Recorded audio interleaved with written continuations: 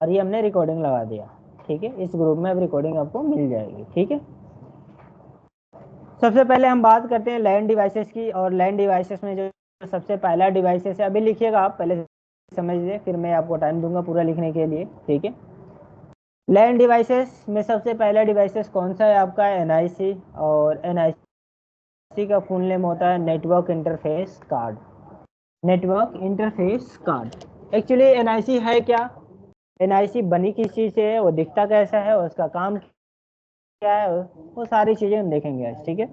तो क्या बता रहे हैं यहाँ पे कि NIC is a printed circuit board. NIC क्या है, एक printed circuit board that provide network communication capabilities to and from a personal computer. इसका काम क्या है कि पर्सनल कंप्यूटर के अंदर कम्युनिकेशन कराना, यानी एक पर्सनल कंप्यूटर से, एक कंप्यूटर से दूसरे कंप्यूटर में क्या करना, कम्युनिकेट करना, कम्युनिकेशन करना। या यूं कह ले कि एक डिवाइस से दूसरे डिवाइस में कम्युनिकेशन करने किसके हेल्प से करते हैं हम, तो एनआईसी के ही हेल्प से हम एक दूसरे से कम्युनिकेशन करते हैं। नीचे क्या बोला है, also called as LAN adapter, और इसी को हम क्या बोलते हैं, लैन अडेप्टर। एक्चुअली इसको सिर्फ लैन ही अडेप्टर नहीं बोलते हैं, अलग अलग इंडस्ट्री में लोग जब काम करते हैं तो इसको अलग अलग नेम से जानते हैं। कोई कहता है कि लैन अडेप्टर, कोई कहता है इथरनेट कार्ड, कोई कहता है इसको लैन कार्ड, पर एक्चुअल में उसका नेम ही क्या है, एनआईसी है ना। उसको बोलते ही एनआईसी है, लेकिन अलग अलग इंडस्ट्री में उसको अलग अलग नेम से जानते हैं। जैसे इसमें क्या बोल रहा है कि NIC is a printed circuit board, यानी ये जिस चीज से बना है वो प्रिंटेड सर्किट बोर्ड है। और प्रिंटेड सर्किट को शॉर्ट में क्या बोलते हैं, पीसीबी। क्या बोलते हैं उसको, पीसीबी। और पीसीबी बोलते किसको है, तो पीसीबी बोलते हैं ये जो ग्रीन वाली पार्ट आपको दिख रही है, ये पूरी ही पीसीबी का पार्ट है। ये किसकी पार्ट है, आपकी पीसीबी की। समझ में आ रहा है, ये पूरी ही किसकी पार्ट है, आपकी पीसीबी की। सही, वो सही, एसी चालू करना थोड़ा सा।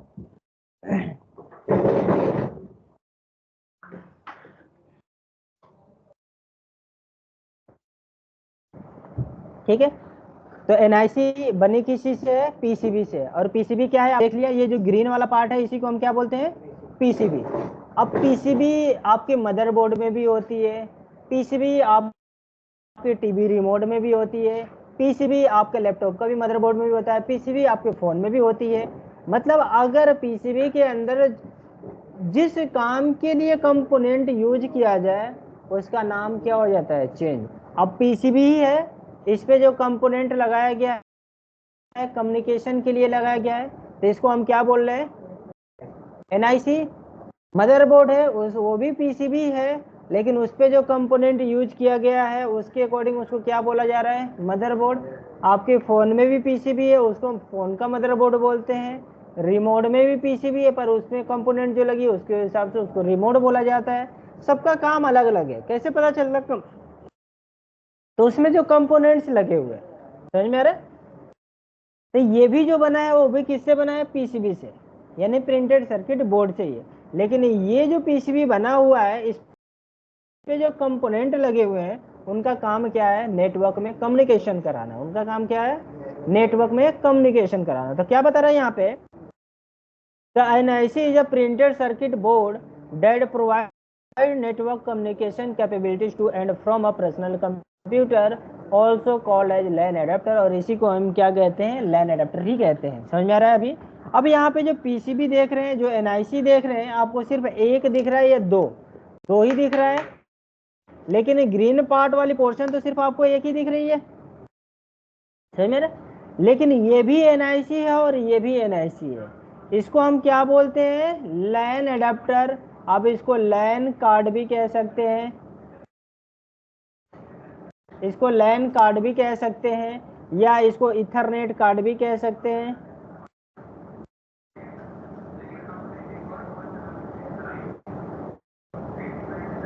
इसको इथरनेट कार्ड भी कह सकते हैं, इसको लैन कार्ड भी कह सकते हैं, इसको एनआईसी कार्ड भी कह सकते हैं। क्लियर है,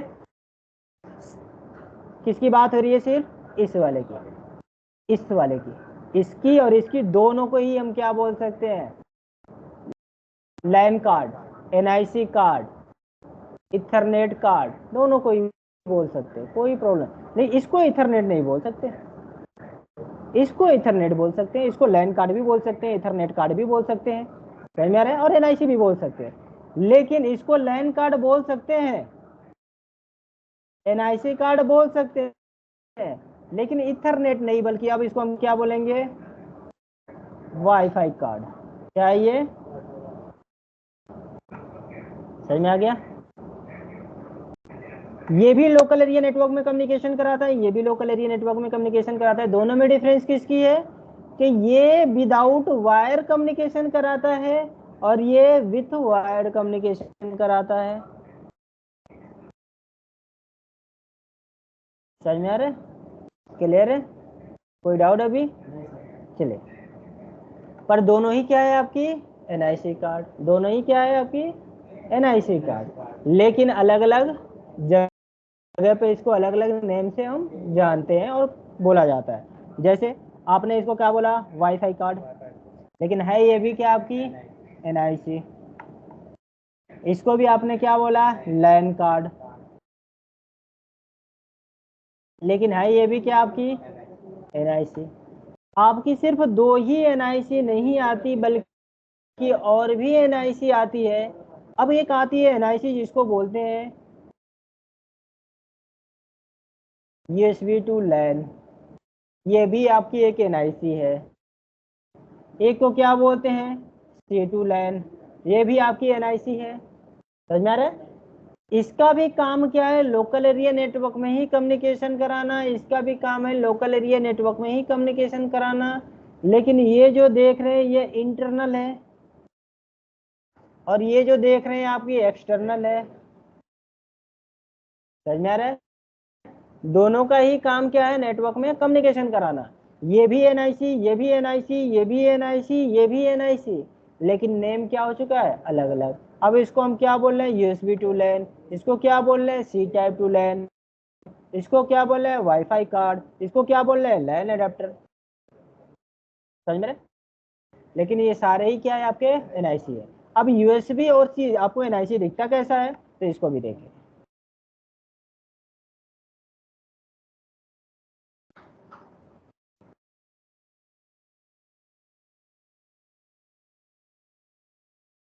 अब सबने ऐसा देखा होगा, देखा है ऐसा? तो ये कौन सी यस आपकी, यस सर। यूएसबी टू लैन, ये क्या है, यूएसबी टू लैन।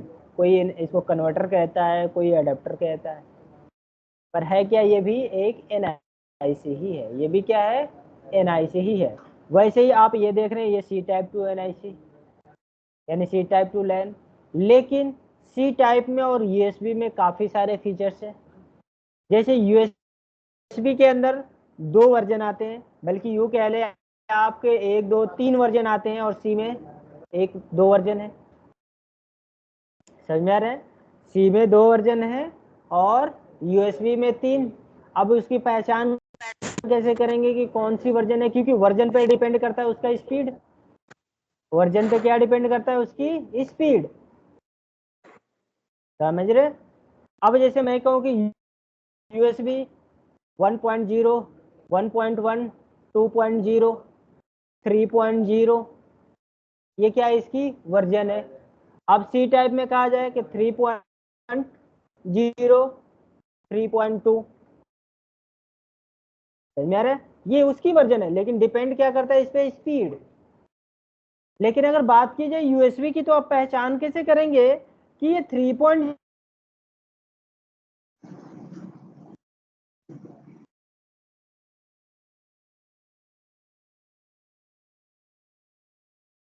ये कैसे हम पहचान करेंगे कि ये 2.0 है या 3.0? समझ आ रहा है? कैसे पहचान करेंगे? इसकी पहचान करने के लिए बिल्कुल सिंपल है, आप सबने पहचान कर ही लिया होगा आई थिंक। 3.0 और 2.0 में डिफरेंस क्या होता है, यूएसबी पोर्ट में बता दीजिए हमें, उसकी पहचान क्या होती है, ओनली बीटेक वालों से, क्योंकि कंप्यूटर साइंस से आप लोग।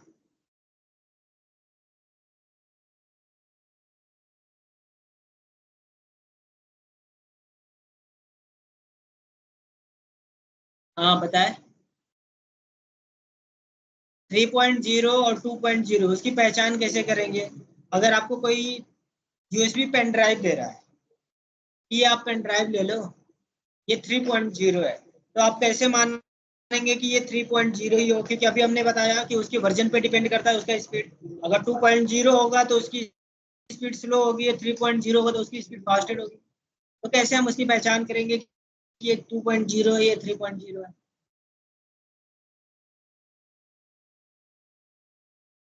Any idea? जो ऑनलाइन है, संदीप, आ गया सर समझ। आइडिया है कोई 3.0 और 2.0 को कैसे पहचान करते हैं? रामू, है कोई आइडिया आपको? नहीं सर, आ गया समझ। सर कभी कभी ऐसा देखा जाता है कि यूएसबी के ऊपर ही लिखा रहता है 3.0 करके और 2.0 करके। आजकल तो सर ब्लू पोर्ट जो आता है वो 3.0 ही आता है और नॉर्मल पोर्ट जो होता है वो 2.0 ही आता है। कैसे कैसे, फिर से एक बार बताएं। सर आजकल जैसे पीसी आ रहे हैं उनमें ब्लू कलर के पोर्ट होते हैं यूएसबी, तो वो 3.0 ही होते हैं, और अपना जो नॉर्मल पोर्ट होते हैं वो 2.0 ही होते हैं, वो नॉर्मल कलर के होते हैं, ब्लैक। ब्लैक। चाइना पता है ना, बहुत चालाक है। 2.0 पे अगर ब्लू कलर कर दिया तो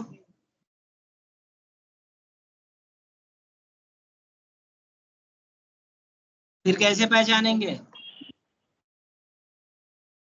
कलर से उसमें तो पहचान मैं सकते हैं क्या? स्पीड से भी पता ही लग जाता है सर, जैसे डाटा कॉपी कर रहे होते हैं उनकी उसकी स्पीड में भी फर्क होता है। आपने तो ले लिया ना। हेलो। हाँ, मैं बोल रहा हूँ कि आपने ले लिया, ये इसकी पहचान नहीं है एक्चुअली में। आपने तो अच्छा। क्या हो सकता है कि वो क्या बोले, यूएसबी का पोर्ट आपका मशीन ना हो। सर आवाज क्लियर नहीं आ रही। अभी आ रही है क्या आवाज? हाँ जी, अब आ रही है। ठीक है, मैं ये बोल रहा हूँ कि अगर यूएसबी का जो पोर्ट है वो ग्रीन है, आपने कहा कि ब्लू है, ठीक है, आपने कहा कि सर जो यूएसबी पोर्ट ब्लू होगा वो 3.0 होगा, तो मैंने कहा कि मेरे पास यूएसबी पोर्ट है वो ऑरेंज है, फिर उसको हम क्या मानेंगे?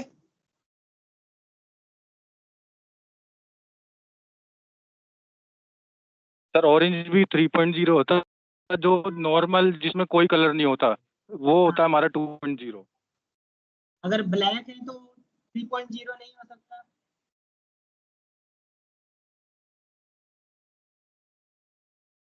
आपके अकॉर्डिंग, है ना, मेरे अकॉर्डिंग तो ब्लैक भी 3.0 हो सकता है। चलिए हम आपको पहचान बताते हैं, कभी भी आप धोखा नहीं खा सकते, ठीक है। एक्चुअली जो 2.0 पेन ड्राइव होता है उसमें 4 पिन होता है। कितने पिन होती है? जो 1.2 से लेकर और 2.0 तक की पेन ड्राइव होती है उसमें सिर्फ 4 पिन होती है, लेकिन 3.0 से लेकर 3.2 तक उसमें 9 पिन होता है। कितना पिन होता है? 9 पिन। फिर से करा दीजिए सर एक बार। हाँ, शो ओके कराता सर, हूँ, ओके। तो अभी भी कलर से पहचान नहीं करते। पहचान क्या उसकी? पिन।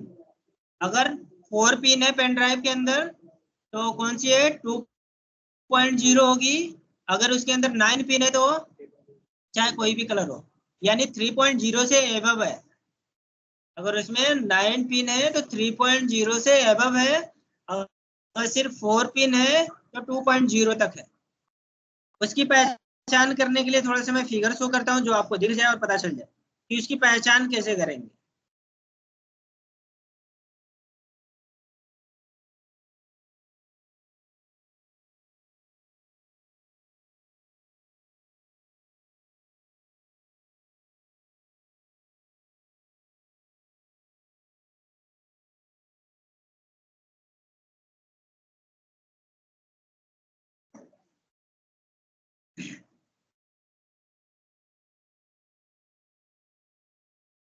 आप सबको दिख रहा है? Yes sir. देखो ये 1.0 से लेकर और 2.0 तक, ये जो आपको गोल्डन कलर का दिख रहा है ये पिन है। इसमें कितने पिन है? सिर्फ 4। 3.0 से आप देखो 4 तो गोल्डन आपको दिख रहे हैं आगे के साइड में, लेकिन 5 अंदर की साइड में दिख रहे हैं। टोटल कितने हो गए? 9। ठीक है, तो जो 9 पिन वाले हैं वो 3.0 से एबव है मेरे, और जो 2.0 वाले उसमें मैक्सिमम कितने 4 पिन ही मिलेंगे। तो कलर पे कभी भी मत जाना, ठीक है? क्या देखनी है आपको? पिन मेरे। यहाँ पे सी टाइप की पोर्ट है, और सी टाइप में जो पोर्ट होते हैं टोटल 24 पिन होते हैं। कितने होते हैं? लेकिन आप किसी किसी में देखोगे तो आपको सिर्फ 12 पिन भी मिल सकते हैं। कितने? सिर्फ 12। समझ में आ रहा है? लेकिन इसमें कितने टोटल? 24 पिन। तो जो 24 पिन होती है जिसके अंदर, वो 3.1 से लेकर 2.1 तक होती है। उसकी वर्जन क्या है? 3.1 से लेकर और 3.2 तक होती है, और जिसमें 12 है वो सिर्फ 3.0। पहचान मिल रही है? आप अब आसानी से पहचान सकते हैं ये 2.0 या 3.0। अगर 3.0 है मतलब पेन ड्राइव फास्टेड है, यानी उसकी स्पीड क्या है? ज्यादा है। लेकिन जो 2.0 है उसकी स्पीड क्या है? कम है।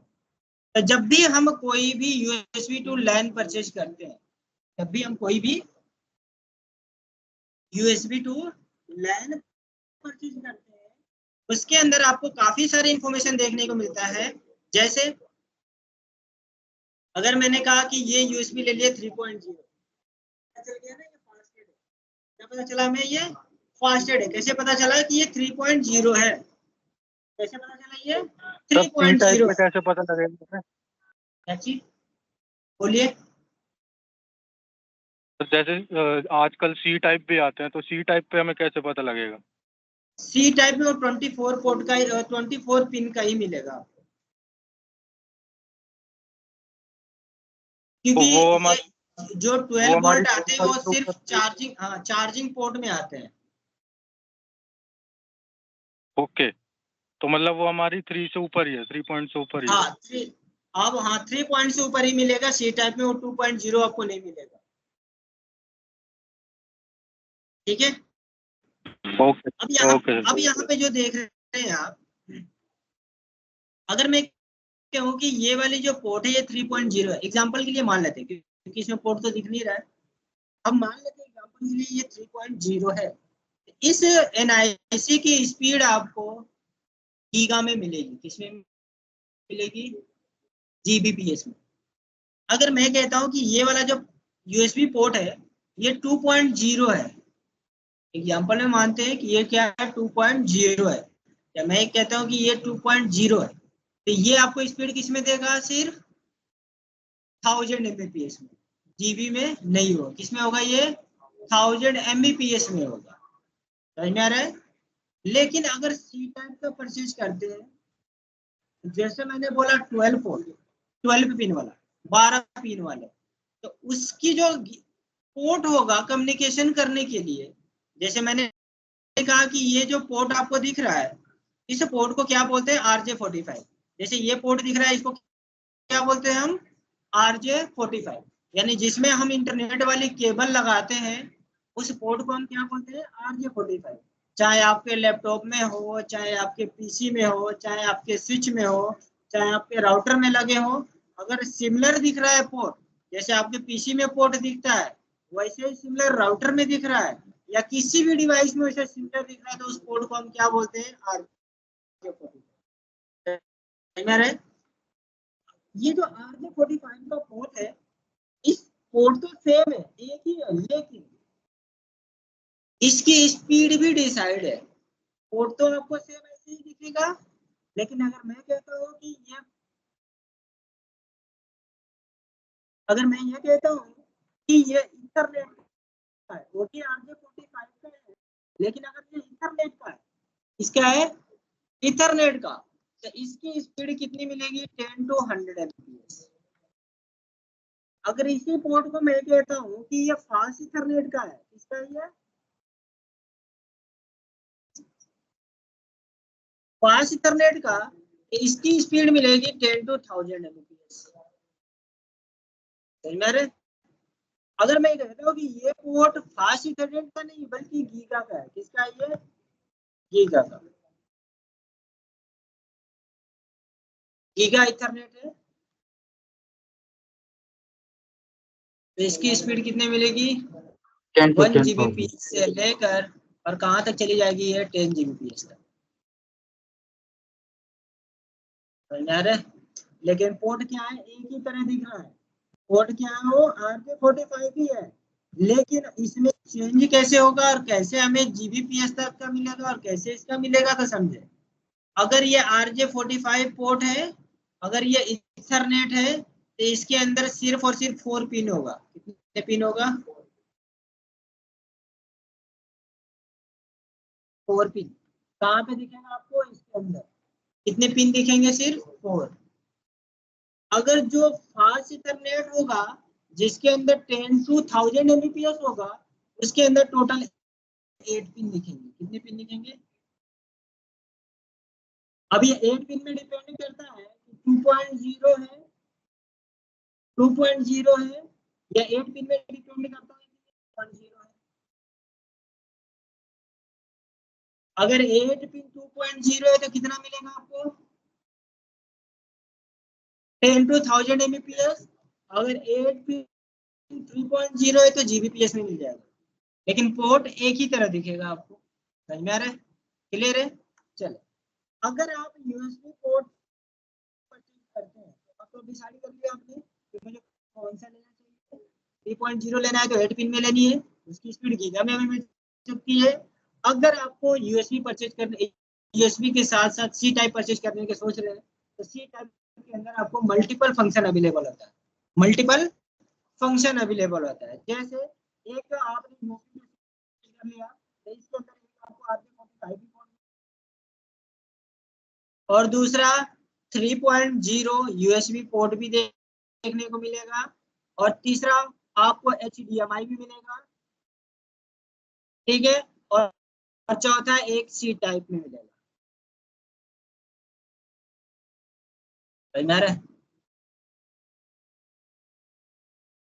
लेकिन अगर यूएसबी सिर्फ परचेज करते हैं तो आपको यूएसबी के अंदर क्या मिलेगा? एक RJ45 और दूसरा आपको क्या मिल सकता है? यूएसबी, बाकी और कुछ नहीं मिलेगा। समझ में आ रहा है?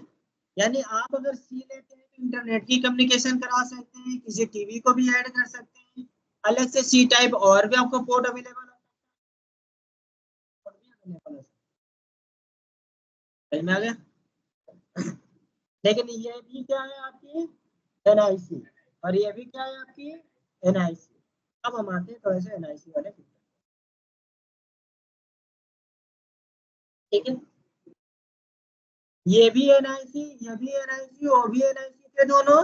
लेकिन NIC के अंदर जब भी कंपनी इसको डेवलप करती है, मैन्युफैक्चरिंग करती है, इसके अंदर एक एड्रेस बाय डिफॉल्ट फिक्स कर देती है। उस एड्रेस को क्या बोलते हैं हम? MAC address, media access control. क्या बोलते हैं इसको? Media access control. चाहे आप यूएसबी का परचेज करें, चाहे आप वाईफाई का देखें, और चाहे आप लैन एडेप्टर का देखें, इसी कोड को हम क्या बोलते हैं? RJ45। क्लियर है? इतना भी क्लियर है? कोई डाउट? अब जो वाईफाई कार्ड आता है, ये तो अभी हम बात कर रहे थे इस पोर्ट के लिए, क्योंकि यूएसबी के अंदर भी आपको कौन सी पोर्ट मिलेगी? RJ45। और सी टाइप के भी अंदर कौन सा पोर्ट मिलेगा आपको? RJ45।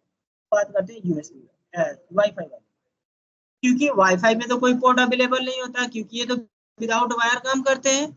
तो अगर आपके लैपटॉप के अंदर या आपके पीसी, सर आवाज बहुत ज्यादा ना आपकी, बीच बीच में ब्रेक हो रही है। क्या रही है क्या? साई तो आवाज नहीं आ रही है। हेडफोन नहीं लाए? हाँ तो लाया हेडफोन। चलिए अभी मैंने चार्ज में लगा दिया, रुक जाओ देखता हूँ, शायद कुछ तो हो ही गया होगा। हो गया हो गया शायद हो गया।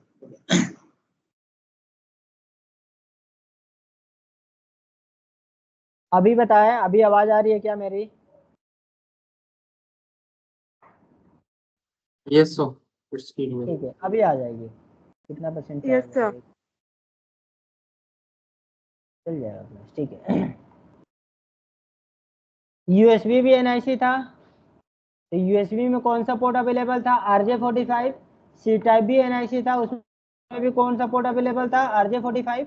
लेकिन अब हम बात करते हैं वाईफाई की, क्योंकि अगर आपके पीसी में वाईफाई नहीं है, आपका लैपटॉप का वाईफाई वर्किंग नहीं है, आप नहीं चाहते कि मैं इंटरनल वाईफाई लगाऊं, तो आप मार्केट से एक्सटर्नल भी वाईफाई परचेज कर सकते हैं।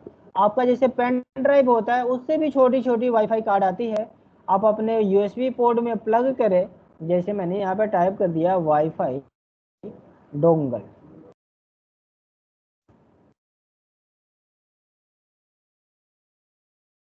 ये सारे वाईफाई डोंगल है, ये सारे क्या है आपकी वाईफाई डोंगल। इनके भी, ये भी आपकी एनआईसी ही है, ये भी क्या है आपकी एनआईसी ही है, लेकिन इसको हम क्या बोल रहे हैं? वाईफाई डोंगल, ठीक है। लेकिन है क्या? ये भी एनआईसी है। अब ये एक्सटर्नल वाईफाई कार्ड है। अगर आपके पीसी में वाईफाई नहीं चल रहा है, क्योंकि पुरानी पीसी है, नए वाले में इनबिल्ड आ रहे, लेकिन पुराने वाले में नहीं है। अगर आप चाहते हैं कि विदाउट वायर में चलाओ, without wire net internet access करो, तो आप ये मार्केट से आसानी से कार्ड परचेज करके और सिर्फ उसके यूएसबी पोर्ट में लगाएं और इसका ड्राइवर क्या करते हैं? इंस्टॉल कर दें। जैसे आप ड्राइवर इंस्टॉल करेंगे, आप इसमें वाईफाई भी यूज कर पाएंगे, कोई केबल लगाने की जरूरत नहीं है। लेकिन ये भी क्या है? एनआईसी। इस कार्ड के अंदर भी हमारी एक एड्रेस होती है, जिसको हम क्या बोलते हैं? MAC address. अब इसके अंदर भी मैक एड्रेस और इसके भी अंदर मैक एड्रेस, जितने अभी हमने दिखाए उन सब के भी अंदर मैक एड्रेस। और जो मैक एड्रेस होता है उसी को हम बोलते हैं फिजिकल एड्रेस। क्या बोलते हैं उसको हम? Physical address. और फिजिकल एड्रेस परमानेंट एड्रेस होता है, वो चेंज नहीं हो सकता। नहीं होता। अब जो फिजिकल एड्रेस है, जो मैक एड्रेस है, ये कंपनी बाय डिफॉल्ट इसके अंदर कॉन्फ़िगर करके देती है, आपको करने की जरूरत नहीं होती। एक्चुअली जो मैक एड्रेस है, इस छोटी आईना के पास है, एक संस्था है, एक ऑर्गेनाइजेशन है जिसके पास है। यानी जब भी किसी भी कंपनी को मैन्युफैक्चरिंग करनी होती है, जैसे मैंने कहा कि एचपी कंपनी है, मान के चलते एग्जांपल में कि एचपी है, डेल है, लेनोवो है, अगर ये एनआईसी कार्ड मैन्युफैक्चरिंग करती है, तो सबसे पहले इनको मैक एड्रेस किससे लेना पड़ेगा? आईना से। आईना आपको एक्चुअली जो मैक एड्रेस होता है वो 12 डिजिट का होता है। कितने डिजिट की होती है? 12 डिजिट का, ठीक है। जिसमें से 6 डिजिट आपको आईना प्रोवाइड करता है और 6 डिजिट मैन्युफैक्चरिंग का होता है। समझ में आ रहा है? यानी 6 डिजिट आईना आपको प्रोवाइड कर देगा स्टार्टिंग का, और लास्ट का जो 6 डिजिट होगा आप अपने हिसाब से जो भी रखना है आप रख सकते हैं, लेकिन आप नहीं रख सकते। कौन रखेगा? कंपनी। जो कंपनी मैन्युफैक्चरिंग कर रही है, क्या चीज मैन्युफैक्चरिंग कर रही है? एनआईसी। समझ में आ गया? आप इस एड्रेस को कभी भी चेंज नहीं कर सकते। इस एड्रेस को टेम्परेरी चेंज कर सकते हैं, जो मैन्युफैक्चरर दिया है उसको टेम्परेरी चेंज कर सकते हैं, लेकिन जो 6 है उसको आप चेंज नहीं कर सकते। समझ में आ रहा है? लेकिन जब आप सिस्टम को रीस्टार्ट करेंगे तो फिर से आईजीटी जो खुद अपना ही हो जाएगा जो पहले था। समझ में आ रहा है? लेकिन अगर देखा जाए तो मैक एड्रेस चेंज ही नहीं कर सकते। अब वो चेंज है ही नहीं ना, आप तो टेम्परेरी कर सकते हैं, लेकिन जैसे रीस्टार्ट होगा आपके सामने दिखेगा टेम्परेरी है, लेकिन दूसरे के पास आपको एक्चुअली में जाएगा। समझ में आ गया? तो मैक एड्रेस को चेंज नहीं कर सकते। क्यों नहीं कर सकते?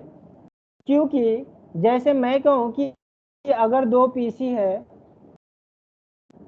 इन दोनों को आपस में कम्युनिकेशन करना है, तो इनको कौन सी एड्रेस की रिक्वायरमेंट होगी? 2 एड्रेस की रिक्वायरमेंट होगी। कौन सी एड्रेस की रिक्वायरमेंट होगी? 2। कौन कौन सी? एक मैक एड्रेस और एक आईपी एड्रेस। मैक एड्रेस पहले से दोनों में है, लेकिन आईपी एड्रेस आपको देना पड़ेगा। यानी मैक एड्रेस क्या है?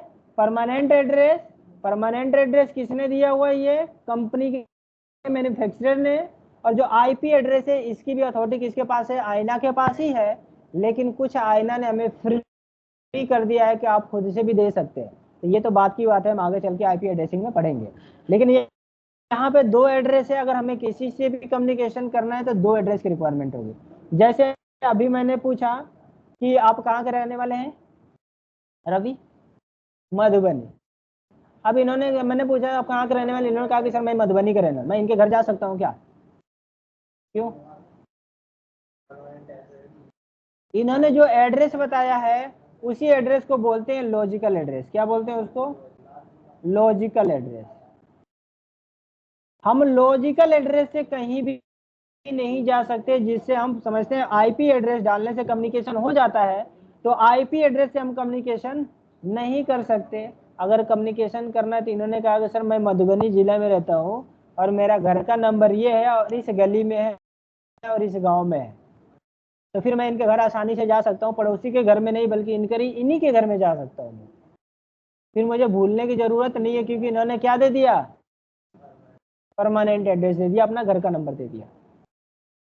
और घर का नंबर चेंज नहीं हो सकता। अगर घर का नंबर चेंज करना है तो क्या करना पड़ेगा?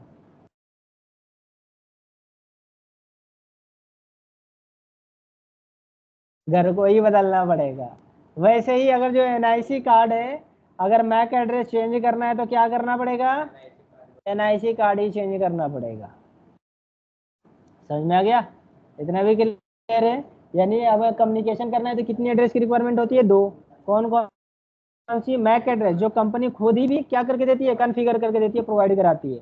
लेकिन दूसरी कौन सी एड्रेस है? आईपी एड्रेस, जिसको हम क्या बोलते हैं? Logical address. वो खुद हम असाइन करते हैं, जिससे वो क्या कर सके? कम्युनिकेशन करें। लॉजिकल एड्रेस चेंज हो सकता है, लेकिन मैक एड्रेस चेंज नहीं हो सकता। समझ में आया? कोई भी सरकार आएगी, नाम चेंज कर देगी, गांव का नाम चेंज कर देगी, डिस्ट्रिक्ट का नाम चेंज कर देगी, पर घर का नाम, घर का नंबर वही रहेगा, वो चेंज नहीं हो सकता। क्लियर है? इतना भी समझ में आया एनआईसी? अब जो एनआईसी के अंदर जो मैक एड्रेस होता है, कौन सी एड्रेस?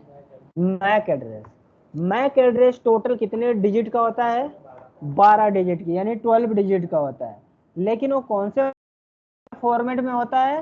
तो हेक्साडेसिमल नंबर में होता है। डेसिमल आपको पता है ना? बाइनरी, डेसिमल, हेक्साडेसिमल, है ना? बाइनरी होता कहाँ से है? 0 1। और डेसिमल कहाँ से होती है? 0 to 9।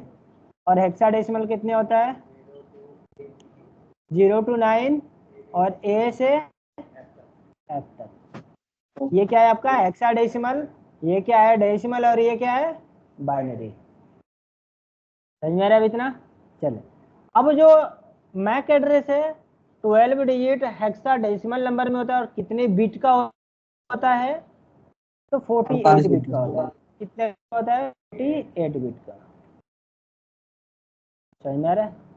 बिट बाइट भी पता होगा। क्लियर है? चले, अभी कोई डाउट किसी को? एनआईसी समझ में आ रहा है? एनआईसी क्या है? ठीक है, काम ही क्या है? सिर्फ कम्युनिकेशन कराने की। और एनआईसी कार्ड के अंदर बाय डिफॉल्ट एक एड्रेस होती है। कौन सी एड्रेस होती है? वो मैक एड्रेस होती है। और कितनी बिट की होती है? 48 बिट की होती है। कितनी डिजिट की होती है? तो 12 डिजिट की होती है। और कौन से फॉर्मेट में होता है? तो हेक्साडेसिमल नंबर में होता है। क्लियर है? अभी कोई डाउट अभी नहीं है? आगे बढ़े, चलो। तो दूसरी जो लैंड डिवाइसेस है उसको हम लिखे, तो नेक्स्ट हेडिंग डालें। अच्छा, अभी लिखा नहीं, लिख ले।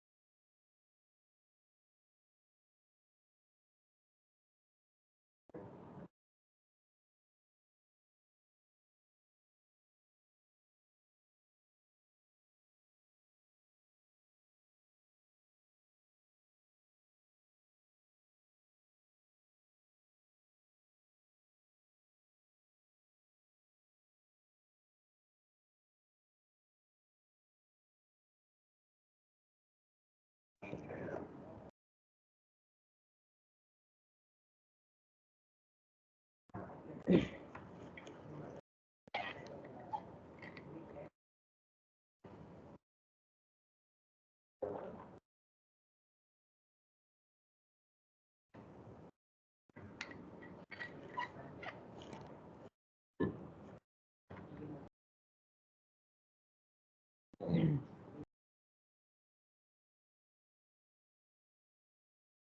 गया। चलिए नेक्स्ट हेडिंग डालेंगे। जो दूसरी लैंड डिवाइसेस है उसका नाम क्या है?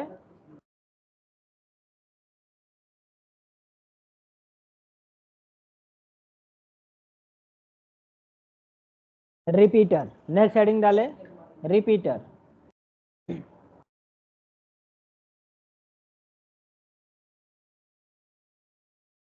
जो अपने लोकल एरिया नेटवर्क में दूसरी डिवाइस यूज होती थी उसको हम क्या बोलते थे? रिपीटर। होती थी, होता नहीं है, होती थी। पहले होता था ये, अब नहीं होता। ठीक है, समझे? तो जो दूसरी लैंड डिवाइसेस थी वो कौन सी लैंड डिवाइसेस थी? तो क्या बता रहे हैं यहाँ पे का repeater is a network device. ये भी आपका एक नेटवर्क डिवाइस था, यूज टू रीजनरेट सिग्नल। इसका काम क्या था? सिग्नल को रीजनरेट करना। इसका काम क्या था? सिग्नल को रीजनरेट करना। रिपीटर रीजनरेट एनालॉग और digital signal destroy by the transmission loss due to attenuation. और repeater does not perform intelligent routing. क्या बता रहा है कि रिपीटर का काम क्या था? सिग्नल को रीजनरेट करना, चाहे वो एनालॉग में हो चाहे वो डिजिटल में हो। और ये कहाँ पे रीजनरेट करता था? जहाँ पे ट्रांसमिशन लॉस होना स्टार्ट होता था वहीं से ये क्या करता था? सिग्नल को रीजनरेट कर देता था। लेकिन ये डिवाइस कोई इंटेलिजेंट डिवाइस नहीं है। सिर्फ इसका काम क्या है? सिग्नल को रीजनरेट करना। इसका काम कब आया? इसको यूज में कब लाया गया?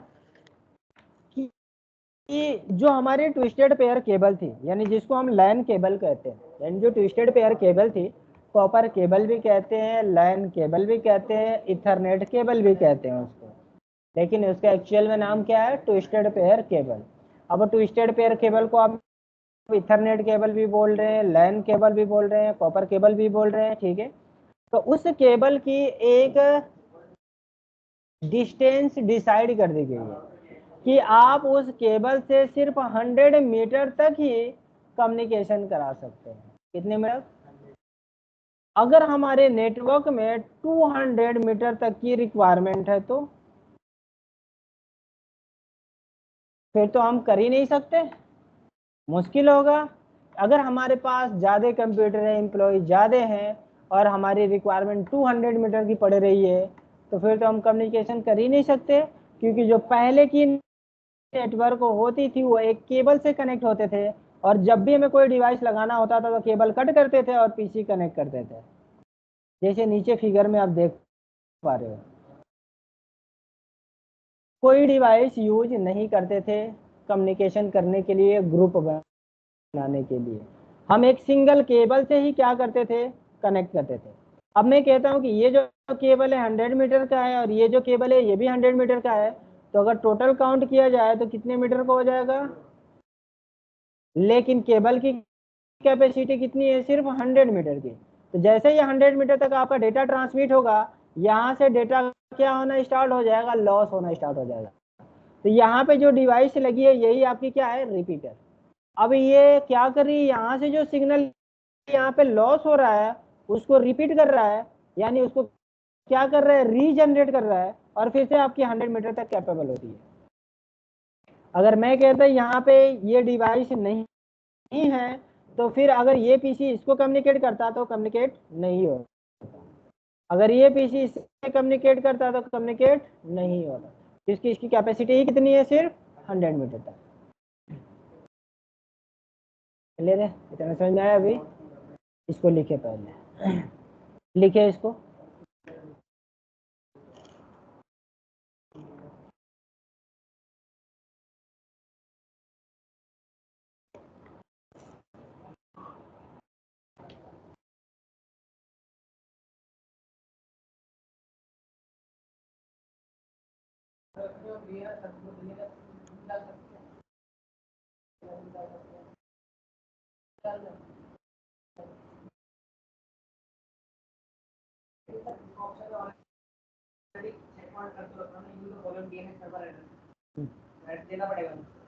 देना अपने आप ले लेगा, कहीं ना कहीं गलतियां होगी, देखो ऊपर।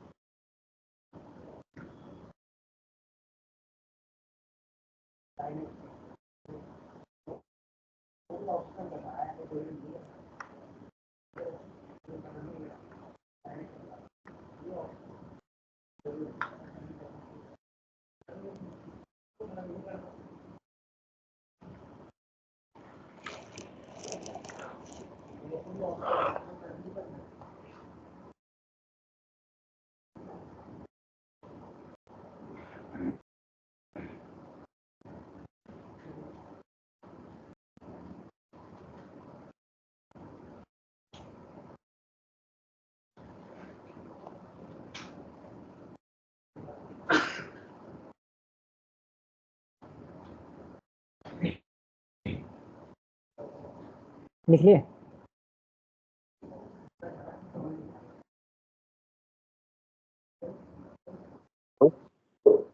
हाँ, जो ऑनलाइन ही लिख लिया आप लोगों ने?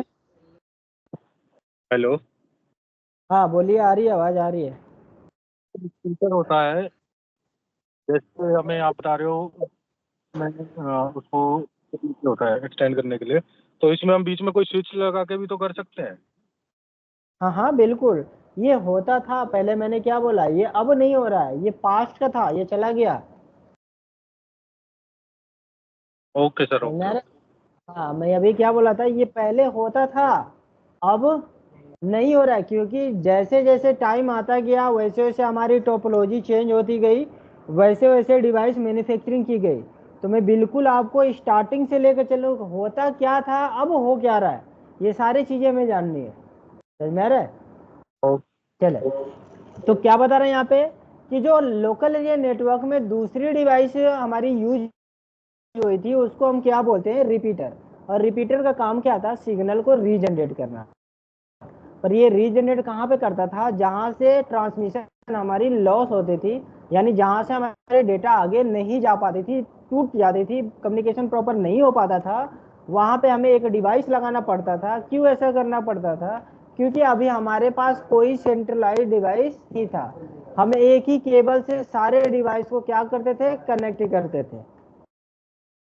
और जब एक ही डिवाइस से, एक ही केबल से सारे डिवाइस को कनेक्ट करते थे, तो इसको हम एक टोपोलॉजी के नाम से जानते थे। और इस टोपोलॉजी को किस नाम से जानते थे, जिसको बोलते थे बस टोपोलॉजी। सही में आ रहा है? इसको किस नाम से जानते थे, बस टोपोलॉजी के नाम से।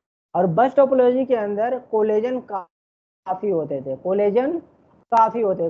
कोलेजन का मतलब क्या होता था, एक्सीडेंट काफी होता था, टकरा जाता था, यानी डेटा डिस्ट्रॉय हो जाता था काफी। अब जैसे अगर ये पीसी इस पीसी से कम्युनिकेशन कर रहे हैं और यहाँ पे एक प्रिंटर लगा है, फॉर एग्जांपल यहाँ पे देखें कि मैंने कहा कि यहाँ पे एक प्रिंटर लगा हुआ है, और ये भी प्रिंटर नेटवर्क में क्या है, कनेक्टेड है, ये भी क्या है, नेटवर्क में कनेक्टेड है। अब ये पीसी एट ए टाइम इससे पिंग कर रहा है, यानी कम्युनिकेट कर रहा है, और ये पीसी क्या कर रहे हैं, यहाँ पे प्रिंट करने वाले। होता क्या था कि दोनों की डेटा कोलिजन हो जाती थी, ना ही ये प्रिंट कर पाते थे और ना ही ये कम्युनिकेट करते थे। तो जब बस टोपोलॉजी था, तो इसके अंदर अगर कोई भी यूजर नेटवर्क में प्रिंट कर रहा होता था, तो पहले बोल देता था कि कोई कुछ करना मत, हम प्रिंट कर रहे। समझ में आ रहा है? कि कोई नेटवर्क में कोई किसी को मेल नहीं करेगा, नहीं तो पता चलेगा ना उसका प्रिंट होगा ना ही उसका मेल जाएगा। ऐसे काम होता था।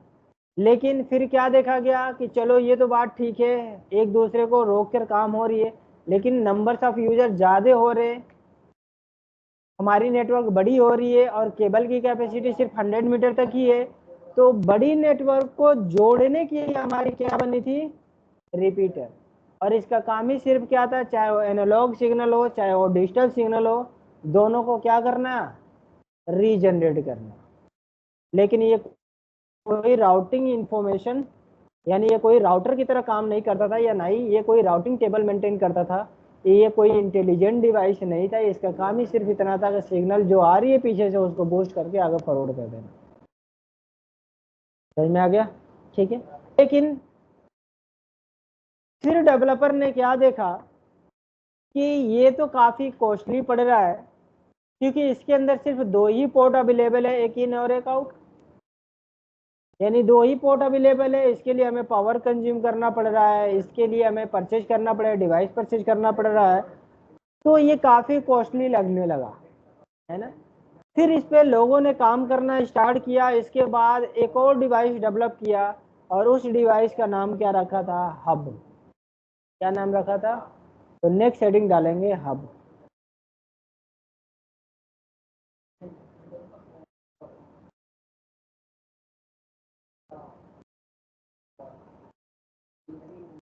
और पहले ये पॉइंट को लिख ले, फिर हम समझते हैं।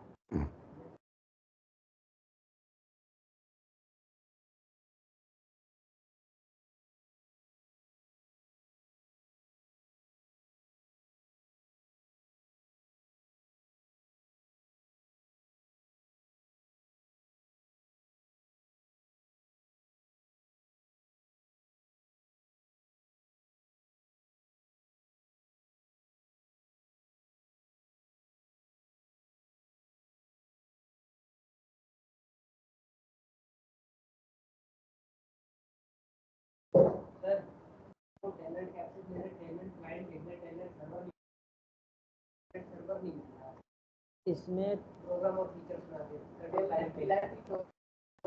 हाँ क्लाइंट ही है, सर्वर नहीं है। क्लाइंट पे क्लिक करना है। क्लाइंट कर दिया था वो, फिर भी उसका जो पोर्ट नंबर 23 होता है ना, वो एक्सेस नहीं कर पा रहा था, वो उसका रूल एक्सेस ले नहीं पा रहा, तो उसका डिफॉल्ट पोर्ट नंबर डाला है तो एक्सेस नहीं कर पा रहा।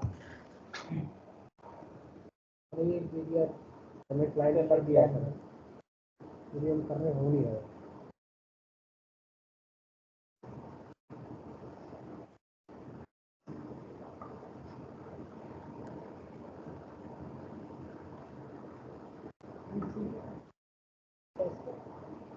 लैन केबल कहाँ लगा है? लैन केबल लगा है? कहाँ अनप्लग दिखा रहा है? ये खराब है क्या? पोर्ट अप है? पोर्ट चेक की यहाँ पे? कहाँ से पोर्ट अप है?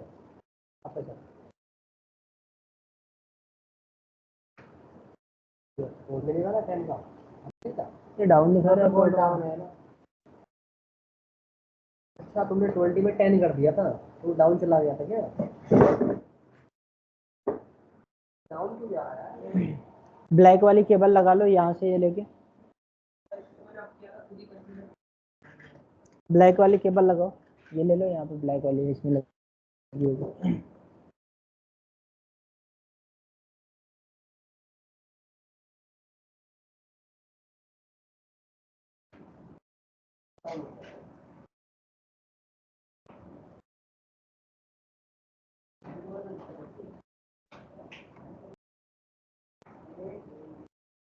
हो गया? हाँ।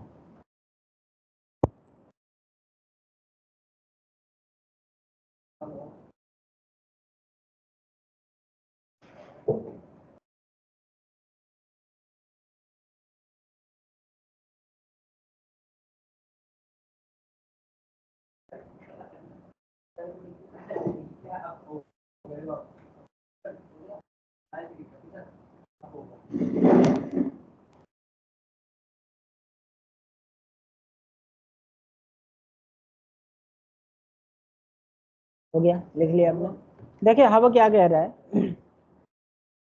हब भी एक आपकी नेटवर्क डिवाइस है, और जो हब डिवाइस बनाया गया था, देखा क्या गया था कि रिपीटर में सिर्फ तो 2 ही इंटरफेसेस थे।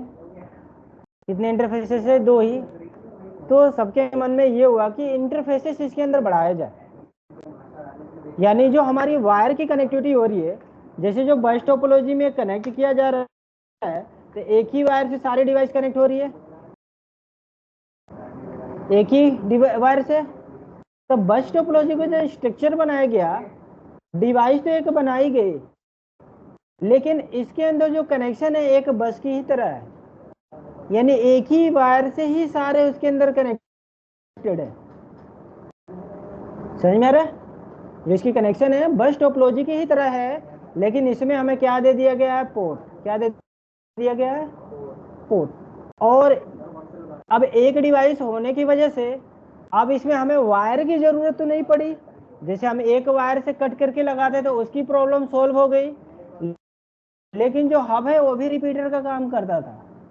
यानी अब वायर को और रिपीटर को दोनों को मर्ज करके एक डिवाइस बनाया गया, जिसका नाम क्या रखा गया? हब। हब करता क्या है तो समझे कि hub constraint connection, in other words they take a group of hosts and allow the network to see them as a single unit. This is done passively without any other effect on the data transmission. Active hub not only create hub but they also regenerate signal. क्या बता रहा है ये कि जो hub है ये सिर्फ और सिर्फ होस्ट पे कंसंट्रेशन बनाकर नहीं रखता, बल्कि ये सिग्नल को भी रीजनरेट करता है। और एक ही सिंगल यूनिट यानी एक सिंगल हब से आप मल्टीपल डिवाइस को कनेक्ट करके एक ग्रुप भी क्रिएट कर सकते हो। क्या कर सकते हो आप? एक ग्रुप भी क्रिएट कर सकते हो। जैसे एक सिंगल ये हब है, इसमें अगर मैं कहूँ कि 16 पोर्ट अवेलेबल है, यानी 16 इंटरफेसेस है, तो इससे हम कितने कंप्यूटर कनेक्ट कर लेंगे? फिर 16। कोई वायर कट करके जोड़ने की जरूरत नहीं है।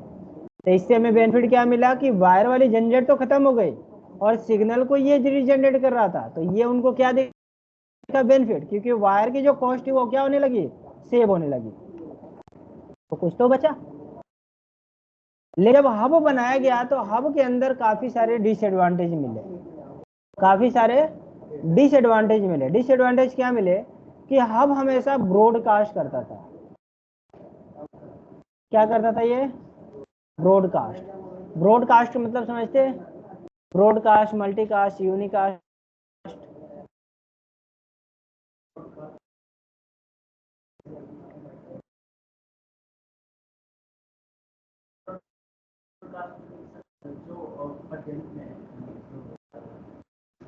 नहीं,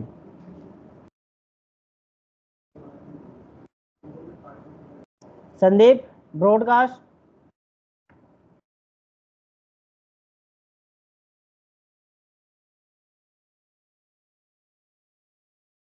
रामू ब्रॉडकास्ट पता है? प्रियंका ब्रॉडकास्ट पता है क्या है? Broadcast, multicast, unicast? नहीं सर। चलो देखिए सर एक बताता टाइम हूँ। पे को कनेक्ट करना, मतलब 1 to all तो कहते हैं ब्रॉडकास्ट। हाँ, और मल्टीकास्ट?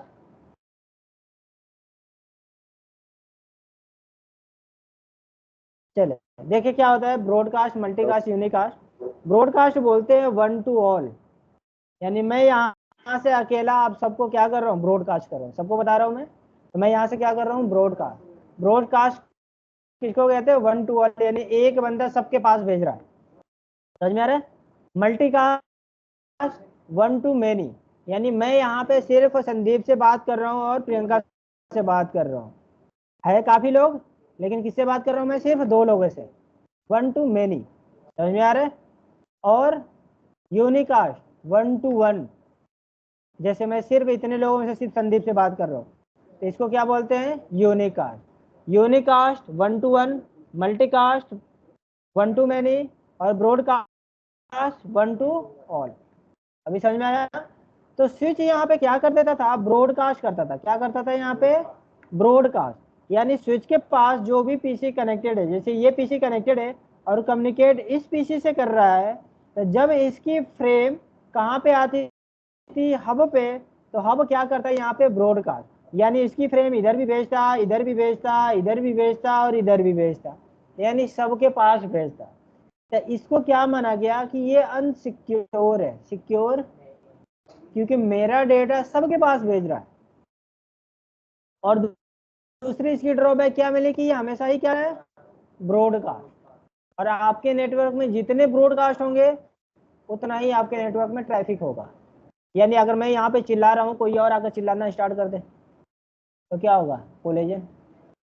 इनकी बात पता चले समझ में नहीं आ रही है तो मेरी समझ में नहीं आ रही है, इनकी आ रही है तो इनकी नहीं आ रही है, ऐसे होगा। एक और आके ब्रॉडकास्ट करना स्टार्ट कर दे तो और हो गया, है ना। फिर किसी के बात समझ में किसी को नहीं आ रही है। वैसे ही जब ये पीसी इससे कम्युनिकेशन कर रहा है, इसका भी ब्रॉडकास्ट, ये इससे भी कर रहा है तो इसका भी ब्रॉडकास्ट। यानी जब भी कोई नेटवर्क में ब्रॉडकास्ट कम्युनिकेशन करता था तो उसकी फ्रेम को ब्रॉडकास्ट ही करता था हब। समझ में आ रहा है? तो ये इसकी सबसे बड़ी डिसएडवांटेज मिली कि ब्रॉडकास्ट करना। और जितने नेटवर्क में ब्रॉडकास्ट होता था उतने ही ट्रैफिक बढ़ता था। यानी जब आपके नेटवर्क में ट्रैफिक बढ़ेगा तो आप बड़ी नेटवर्क क्रिएट नहीं कर सकते। अगर मैं कहूँ कि इस हब से अगर हमें बड़ी नेटवर्क क्रिएट करनी है तो एक और हब कनेक्ट कर दिया। क्या कर दिया हमने? एक और हब कनेक्ट कर दिया और यहाँ पे एक और पीसी लगा दी। अब इस क्योंकि इसमें पोर्ट 16 ही थे, 16 कंप्यूटर कनेक्ट, और मुझे 25 करनी है तो मुझे एक और हब लगानी पड़ेगी। समझ में आ गया? तो हमने एक और हब दिया। अब ये पीसी इससे कम्युनिकेशन कर रहा है, देखो इस हब से कनेक्टेड है, लेकिन ये इस पे आया, हब पे आया, हब से इधर गया, इधर गया, इधर गया, इधर भी आ गया। फिर ये भी हब, अब इसने भी क्या कर दिया? ब्रॉडकास्ट इधर भी भेजा, इधर भी भेजा। यानी ये फिर से सारे तरफ भेज दे। क्लियर है? ये तो एक साइड से था तो कुछ पता नहीं चला, कुछ ब्रॉडकास्टिंग हुई लेकिन कोई कोलिजन नहीं हुआ। लेकिन अगर यहीं पे क्या करे पीसी, एट ए टाइम ये पीसी इससे कम्युनिकेट कर रहा है और ये पीसी इससे कम्युनिकेट कर रहा है, तो इसका फ्रेम किस पे आएगा? इस पे। और इसका फ्रेम किस पे आएगा? इस पे। अब ये भी हब ये भी ब्रॉडकास्ट मारेगा, ये भी हब ये भी ब्रॉडकास्ट। यहाँ पे क्या होता था? कोलिजन। क्या होता था? ना इसका डेटा इधर गया, ना इसका डेटा इधर आया, ना इसका डेटा इधर गया, दोनों ही क्या हो गए? बेकार। समझ में आ गया? तो सबसे बड़ी जो ड्रॉबैक थी कोलिजन की थी। किसकी थी? क्योंकि कंपनी के लिए सबसे ज्यादा इंपॉर्टेंट क्या चीज होता है? डाटा। और डाटा ही कोलाइड हो रही है तो सबसे बड़ी प्रॉब्लम है ये, है ना।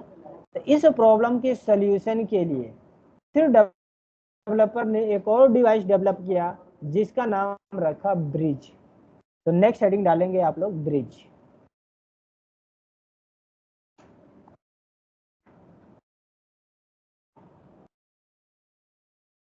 ब्रिज लिखिए इसको आप सबको दिख रहा है ना? अगर नहीं दिखेगा तो बता दीजिए, हम जूम कर देंगे।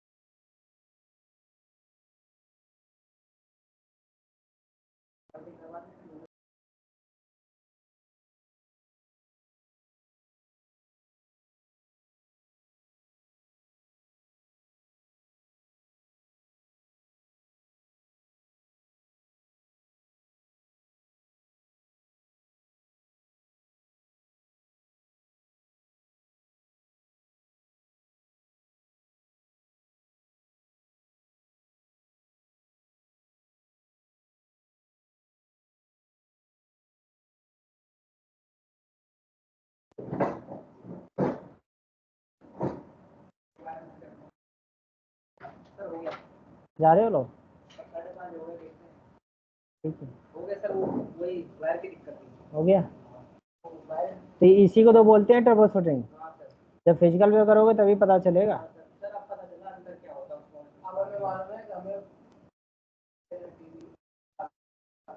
हाँ, तो बैठ कर किया करो, कोई प्रॉब्लम नहीं है, जो होगा देखा जाएगा।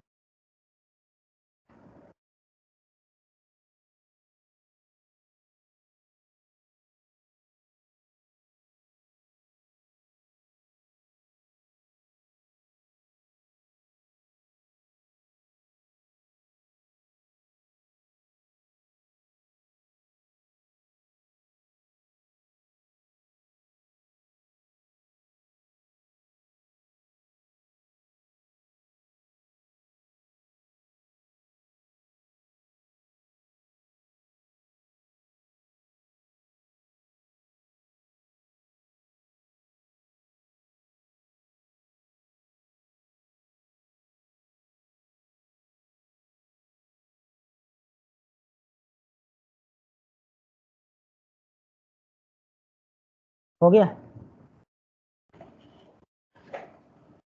चलो देखिए, ब्रिज एक कॉमन वर्ड है, बता सकते हैं ब्रिज, अंडरपास, फ्लाईओवर ये बनते क्यों है? ब्रिज, फ्लाईओवर, अंडरपास ये बनाए क्यों जाते हैं?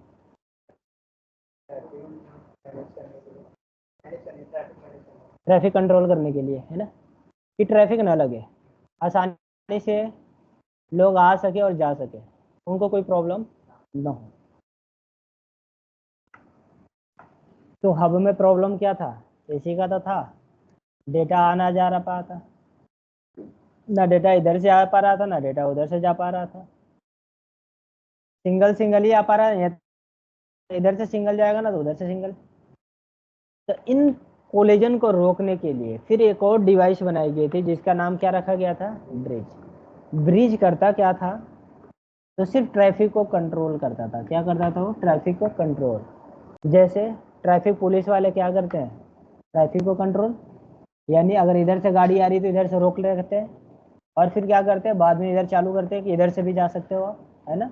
तो क्या करते हैं? ट्रैफिक को कंट्रोल ही तो करते हैं। तो ब्रिज भी सेम काम कर रहा था, सिर्फ ट्रैफिक को कंट्रोल कर रहा था। कैसे कर रहा था? तो समझे, क्या बता रहा है यहाँ पे कि bridge convert network transmission data format as well as perform basic data transmission management. Bridge either name employee provide connection between LANs. Not only do bridge connect LANs, but they also perform a check on the data to determine whether should cross the bridge or not. This make each part of the network more efficient.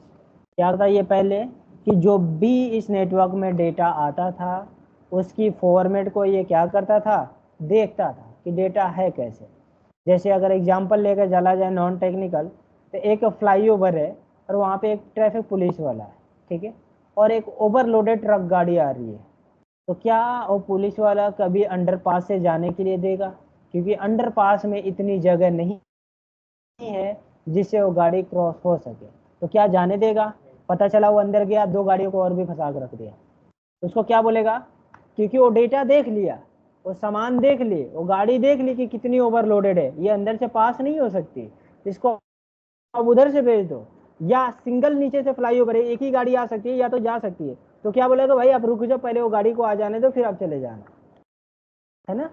तो एक bridge का काम भी simply वैसे ही था। ये पहले data जो भी डेटा आता था, जिस फॉर्मेट में भी आता था, उसको क्या करता था? ट्रांसफर करने से पहले उस चीज को देखता था कि जो डेटा है ये कैसा डेटा है, क्या इसको इधर से भेजा जा सकता है, या पहले उधर से डेटा आ रहा है तो इधर रोका जा सकता है, या पहले इधर से भेजा जा सकता है। ये दोनों चीजें पहले क्या करता था? ब्रिज देखता था, उसके बाद ये क्या करता था? अपने डेटा को ट्रांसमिट करता था।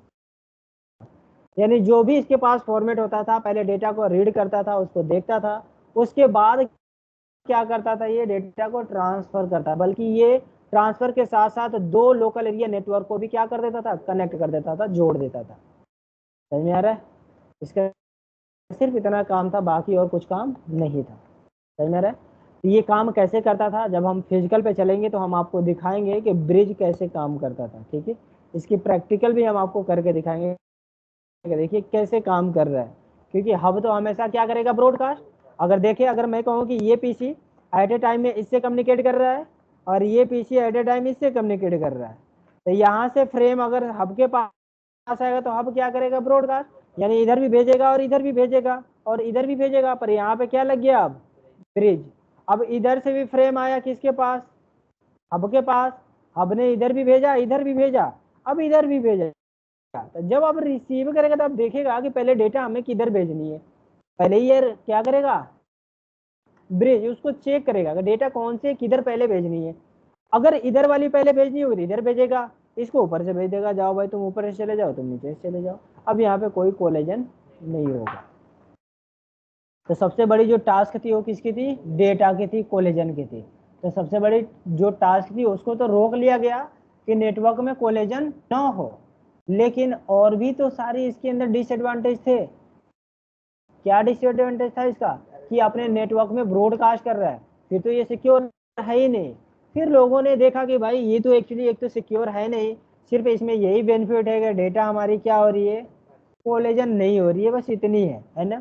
और हमें इसके लिए दो दो डिवाइस परचेज करने पड़ रहे हैं, इसके लिए हमें पावर कंज्यूम करना पड़ रहा है।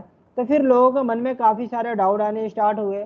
फिर डेवलपर ने इसके बाद इस पे काम करना स्टार्ट किया, और इन्होंने फिर सोचा कि क्यों ना ऐसा किया ये दोनों डिवाइस को मर्ज किया जाए। जैसे केबल को और रिपीटर को मर्ज करके एक डिवाइस हब बनाया गया था, वैसे ही अब ब्रिज को और हब को मर्ज करके कोई एक डिवाइस बना दिया जाए, जिससे जो भी प्रॉब्लम है उसका सोल्यूशन मिल जाए, है ना। तो फिर इसके बाद इसको डेवलप किया गया और इस पे काम करना स्टार्ट किए लोग, और डेवलप करके इसके बाद एक नेक्स्ट और डिवाइस बनाई गई, जिसका नाम क्या रखा गया, स्विच। तो नेक्स्ट हेडिंग डालेंगे आप, स्विच।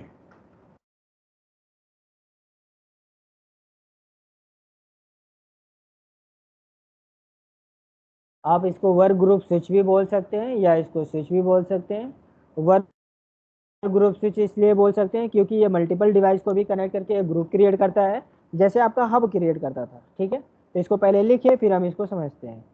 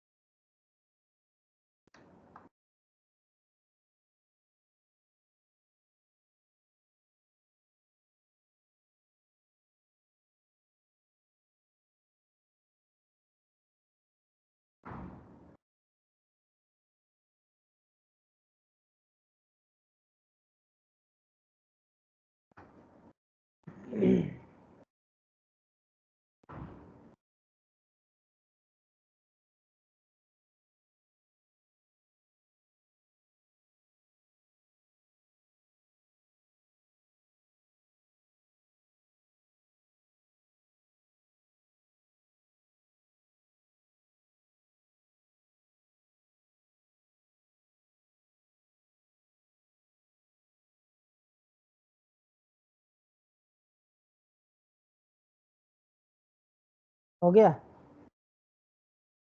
देखिए वर्क ग्रुप स्विच क्या कहता है कि work group switch advance more intelligent device to data transfer management. यानी स्विच जब बनाया गया तो ये काफ़ी इंटेलिजेंट डिवाइस पाया गया। क्या पाया गया, ये काफ़ी इंटेलिजेंट डिवाइस। क्या बता रहा है कि switch can determine whether data should remain on the LAN और not, and they can transfer the data to the connection that need that data. क्या करता है ये, सबसे पहले कि स्विच एक्चुअली एक टेबल जनरेट करता है अपने पास, जिसको हम क्या बोलते हैं, मैक टेबल, या उसको बोलते हैं हम कैम टेबल।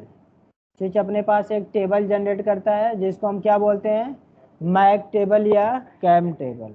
इसको इंटेलिजेंट क्यों बोला गया, क्योंकि ये जो भी डेटा ट्रांसफर करता है पहले चेक करता है कि ये जाना किसके पास है और सिर्फ उसी के पास ट्रांसफर करता है। तो सिर्फ उसी के पास ट्रांसफर कर रहा है, मतलब ये क्या कर रहा है, यूनिकास्ट कर रहा है। क्या कर रहा है ये, अब ये ब्रॉडकास्ट, लेकिन स्विच भी वन टाइम ब्रॉडकास्ट करता है। स्विच भी क्या करता है, वन टाइम। वो ब्रॉडकास्ट खुद नहीं करता, बल्कि डिपेंड करता है कि जो उसके पास फ्रेम रिसीव हुआ है उसके ऊपर। समझ में आ रहा है? स्विच भी वन टाइम ब्रॉडकास्ट करता है, लेकिन वो खुद नहीं करता, डिपेंड किस पे करता है, जो उसके पास फ्रेम रिसीव हुई है उस फ्रेम के ऊपर डिपेंड करता है कि फ्रेम में जो एड्रेस है वो ब्रॉडकास्ट के लिए है या यूनिकास्ट के लिए है। क्लियर है अभी? समझ में आ रहा है अभी? चले, वो कैसे करता है तो उसको समझते हैं।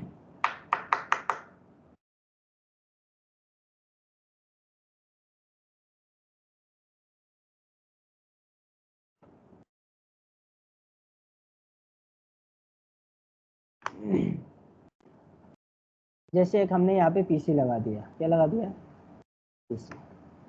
और मैंने कहा ये जो कनेक्टेड है F0/1 से, ये जो कनेक्टेड है F0/2 से, और ये कनेक्टेड है 3 से, ये कनेक्टेड है 4 से, ये कनेक्टेड है 5 से, और ये कनेक्टेड है 6 से। क्लियर है? मैंने कहा कि इस आईपी का, इस पीसी का आईपी एड्रेस है 10.1, मैंने कहा इसका 10.2, मैंने कहा इसका 10.3, मैंने कहा इसका 10.4, और इसका कहा मैंने 10.5, और मैंने कहा इसका 10.6। सही मेरा, ये इनकी आईपी एड्रेस है। क्लियर है? और इनकी जो मैक एड्रेस है, मैंने कहा कि इसकी जो मैक एड्रेस है 0, भाई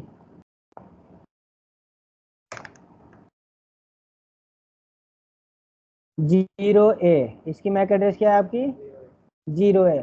मैंने कहा इसकी जो मैक एड्रेस है, इसकी मैक एड्रेस है 0B, इसकी जो मैक एड्रेस है 0C, इसकी जो मैक एड्रेस है 0D, इसकी जो मैक एड्रेस है 0E। एग्जाम्पल मानते हैं, मैक एड्रेस ये है नहीं, पर एग्जाम्पल लेकर चलते हैं। मैंने कहा इसकी जो मैक एड्रेस है 0F, और इसकी जो मैक एड्रेस है 0I मान लेते हैं, या जी जो भी मानना है मान सकते हैं। ए कहाँ दे रहा हूँ मैं? ए नहीं दे रहा हूँ ना, हाँ ए नहीं दे रहा हूँ मैं। चलो 0J कर लेते हैं, ठीक है? क्या कर लिया हमने? 0J। क्लियर है? अब ये आईपी एड्रेस है, ये 06 है, ये 05। अब ये पीसी इस पीसी से क्या कर रहा है? कम्युनिकेट। क्या कर रहा है? इसे कम्युनिकेट कर रहा है, ठीक है? इससे क्या कर रहा है? कम्युनिकेट। तो सबसे पहले ये पीसी एक फ्रेम जनरेट करेगा। क्या जनरेट करेगा? एक फ्रेम, एक फ्रेम जनरेट करेगा, ठीक है? और सबसे पहले फ्रेम में क्या लगाएगा? यहाँ पे सोर्स आईपी। क्या लगाएगा? ये सोर्स मैक। सबसे पहले लगाएगा यहाँ पे सोर्स मैक, फिर लगाएगा यहाँ पे सोर्स आईपी, फिर क्या लगाएगा? डेस्टिनेशन आईपी, और फिर क्या लगाएगा? डेस्टिनेशन मैक, ठीक है? तो सोर्स मैक यानी ये भेज रहा है किसके पास? इसके पास। कौन भेज रहा है? ये वाला पीसी किसके पास भेज रहा है? इसके पास।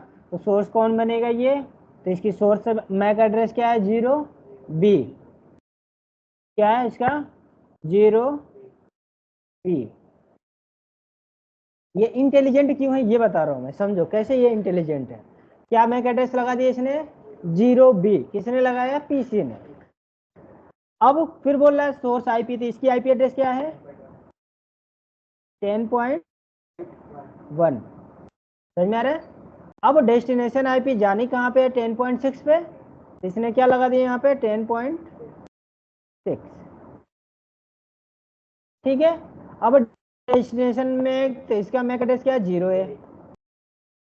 अगर यहाँ पे ये पहली बार पिंग कर रहा है तो 0A की जगह पे ये पीसी क्या लगा कर भेजेगा? FF। क्या लगा कर भेजेगा? F F F F। अगर ये पहली बार पीसी क्या कर रहा है? इससे कम्युनिकेशन कर रहा है, तो ये पीसी क्या लगा कर भेजेगा? FF। यानी सोर्स आईपी अपना, डेस्टिनेशन आईपी उसका, सोर्स में एक अपना, पर डेस्टिनेशन में क्या भेजेगा? FF। और FF का मतलब क्या होता है? ब्रॉडकास्ट। क्या होता है? इस चीज को पता है कि जिस फ्रेम में FF आएगा मतलब उसको हमें क्या कर देना है, ब्रॉडकास्ट। समझ में आ रहा है? ये फ्रेम कहाँ पे रिसीव होगा, स्विच पे। स्विच क्या करेगा, ब्रॉडकास्ट, यानी सबके पास भेजेगा। ब्रॉडकास्ट भेजने से पहले सबसे पहले ये देखेगा कि जो फ्रेम मेरे पास रिसीव हुआ है वो कौन सा इंटरफेस पे हुआ है। कौन सा इंटरफेस है, F0/1 पे। और जो F0/1 से डिवाइस कनेक्टेड है उसकी मैक एड्रेस क्या है, 0B। और इसी को हम क्या बोलते हैं, मैक टेबल। ये क्या बना रहा है अपना, एक टेबल बना रहा है। कौन बना रहा है, स्विच। अब डेस्टिनेशन देखा तो FF था, उसने क्या कर दिया, इसके पास भी भेज दिया, इसके पास, इसके पास, इसके पास, इसके पास। लेकिन रिप्लाई कौन देगा, जिसके पास डेस्टिनेशन IP एड्रेस होगा। तो डेस्टिनेशन IP एड्रेस किसके पास है, इसके पास। तो अब ये रिप्लाई देगा, तो जैसे ये रिप्लाई देगा, अब इस पीसी को पता है कि जो मेरे पास फ्रेम आया है उसमें मैक एड्रेस क्या लग के आया है। तो ये पीसी भी एक फ्रेम जनरेट कर लेगा। क्या जनरेट करेगा, ये भी एक फ्रेम। और सोर्स में क्या लगाएगा, अपना मैक एड्रेस। अपना मैक एड्रेस क्या लगा देगा, 0 है। डेस्टिनेशन में सोर्स में IP में क्या लगाएगा, अपना IP address 06। Destination IP address क्या लगा देगा, 10.1। और डेस्टिनेशन, क्योंकि इसको तो मैक एड्रेस पता चल गया क्योंकि इसका फ्रेम इसके पास आया था, तो मैक एड्रेस पता चल गया, तो फिर ये मैक एड्रेस क्या लगा देगा, इसका 0B। और ये फ्रेम फिर कहाँ पे भेज देगा, स्विच पे। अब स्विच देखेगा कि दूसरा जो मेरे पास फ्रेम रिसीव हुआ है वो कौन से इंटरफेस से रिसीव हुआ है। तो दूसरा किससे रिसीव होगा, 6 से, F0/6 से। तो इसकी एंट्री मारेगा F0/6। अब बोलेगा कि इसका सोर्स मैक एड्रेस क्या है, तो 0 है। अब इसके डेस्टिनेशन मैक एड्रेस क्या है, तो क्या देखेगा, 0B। बोला है 0B मेरा किससे कनेक्टेड है, F0/1 से। तो अब ये जो फ्रेम इधर से जाएगा तो किस पे जाएगा, सिर्फ F0/1 पे जाएगा। यानी यहाँ से जो फ्रेम आएगा किसके पास आएगा, F0/1 पे, बाकी किसी के पास। इससे क्या पता चला हमें कि स्विच सिर्फ वन टाइम ब्रॉडकास्ट करता है, वो भी कब करता है, जब उसके पास फ्रेम रिसीव होती है। अगर फ्रेम में एड्रेस FF है तो उस फ्रेम को क्या कर दिया जाएगा, ब्रॉडकास्ट। लेकिन जब दोबारा रिप्लाई आ गया तो क्या होगा, यूनिकास्ट। अब ब्रॉडकास्ट। अब फिर वो पीसी दोबारा उससे पिंग करेगा, कम्युनिकेट करेगा, तो कोई ब्रॉडकास्ट नहीं होगा क्योंकि दोनों का टेबल स्विच के पास अवेलेबल है।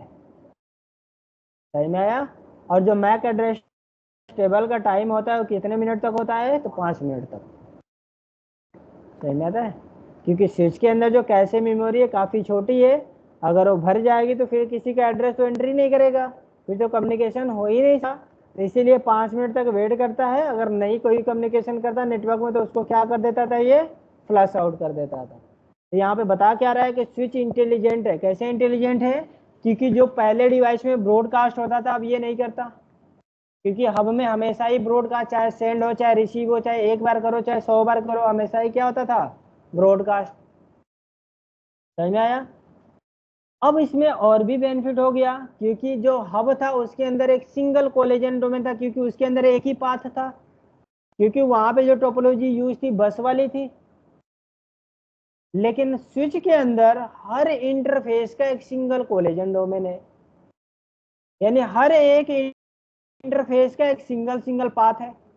यानी एक केबल से वो कनेक्टेड नहीं है, उसकी दूसरी भी केबल है, तीसरी भी केबल है, चौथी, यानी जितने लोग हर आपस में क्या है, कनेक्टेड है।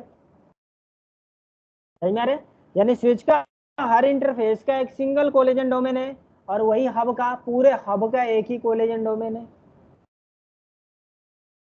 कोलिजन डोमेन का मतलब क्या हुआ कि एक पाथ, यानी उसका एक पाथ था, इसका जितने पोर्ट है उतने पाथ है। समझ में आ रहा है? उसके बाद और क्या बता रहा है ये, कि ये भी सिग्नल को रीजनरेट करता है।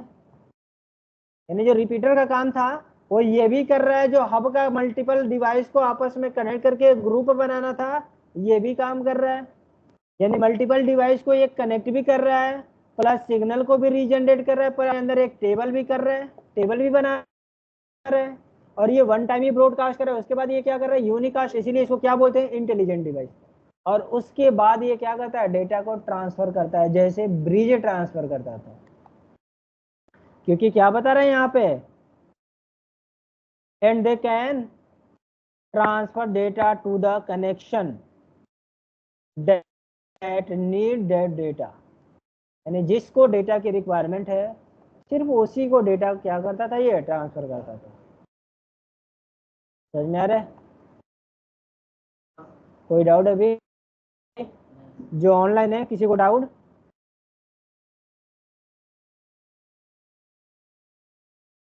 चलिए, तो अभी समझ में आया कि स्विच क्या है। स्विच एक इंटेलिजेंट डिवाइस है और ये क्या करता है, वन टाइम ब्रॉडकास्ट करता है, उसके बाद यूनिकास्ट करता है। जो ब्रॉडकास्ट करता है उस मैसेज को बोलते हैं आर्प ब्रॉडकास्ट। क्या बोलते हैं उसको? ARP broadcast. आर्प का फुल नेम क्या होता है? Address resolution.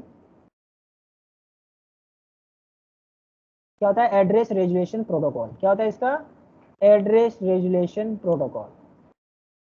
आर्प का फुल नेम होता है एड्रेस रेजुलेशन प्रोटोकॉल। समझ में आ रहा है? और जो आर्प वाली मैसेज भेजी जाती है, सबके पास ब्रॉडकास्ट की जाती है, उसी को बोलते हैं फ्लडिंग मैसेज। क्या बोलते हैं उसको? Flooding message. समझ में आ रहा है? यानी राउटर फ्लड भी करता है, और कितने टाइम करता है? सिर्फ जब वो ब्रॉडकास्ट करता है। समझ में आ रहा है? चलिए, अब जो स्विच है, स्विच दो टाइप्स की होती है। कितने टाइप्स की होती है? दो टाइप्स की होती है। एक को बोलते हैं मैनेजेबल और एक को बोलते हैं अनमैनेजेबल। क्या बोलते हैं उसको?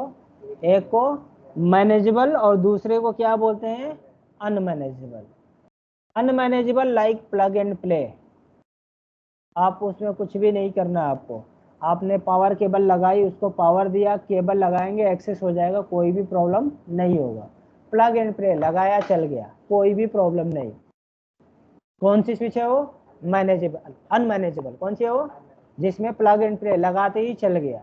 लेकिन जो मैनेजेबल स्विच है उसको हम मैनेज कर सकते हो, प्लग एंड प्ले नहीं है। यानी मैनेजेबल स्विच के जब इंटरफेस को चाहे अप कर सकते हैं, जब इंटरफेस को चाहे डाउन कर सकते हैं।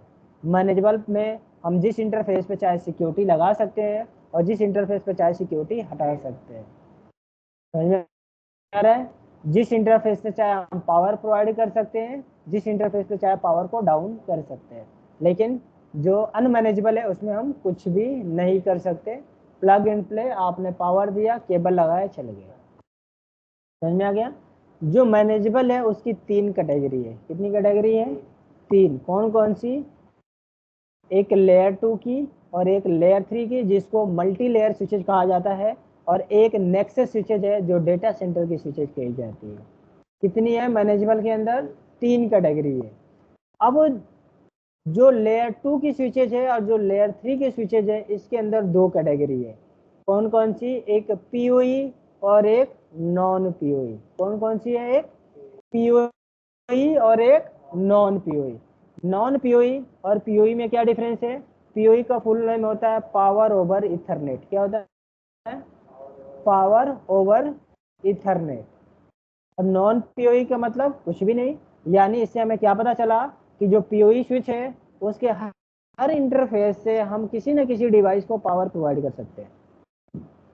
इथरनेट का मतलब वो पोर्ट, जो इथरनेट वाली पोर्ट है, यानी उसे इथरनेट वाली पोर्ट से हम कम्युनिकेशन भी कर सकते हैं और उसी इथरनेट वाली पोर्ट से हम पावर भी प्रोवाइड। अब पावर प्रोवाइड किसको करते हैं? तो आपने नाम सुना होगा आईपी कैमरा। कितने लोगों ने नाम सुना है? आईपी फोन,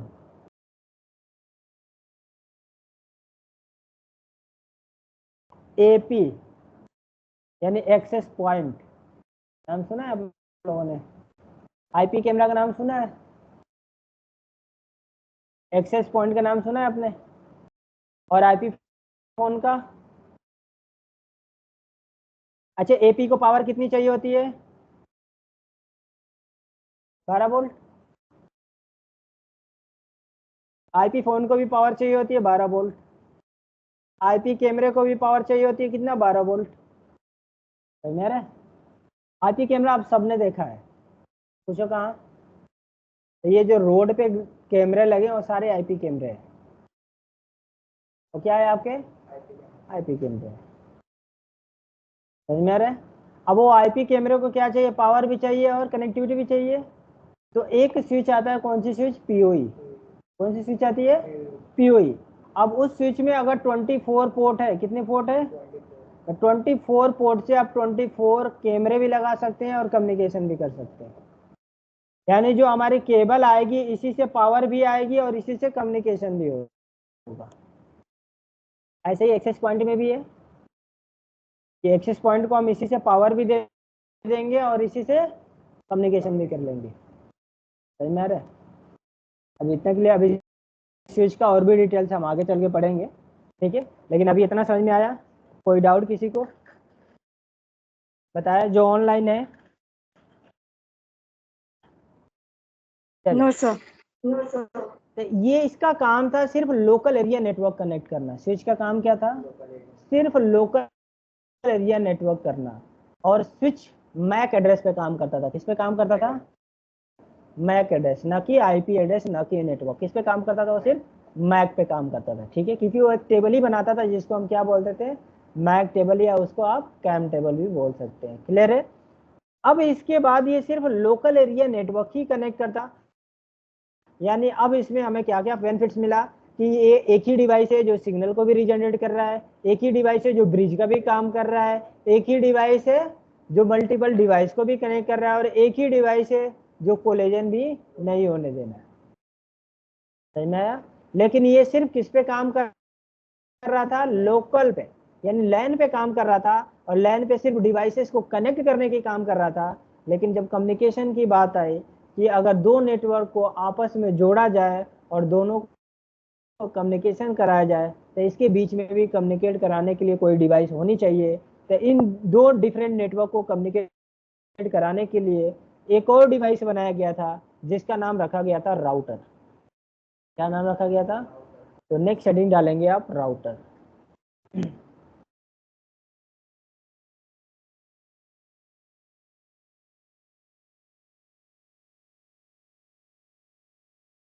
और राउटर सिर्फ हेडिंग डाल के छोड़ दें।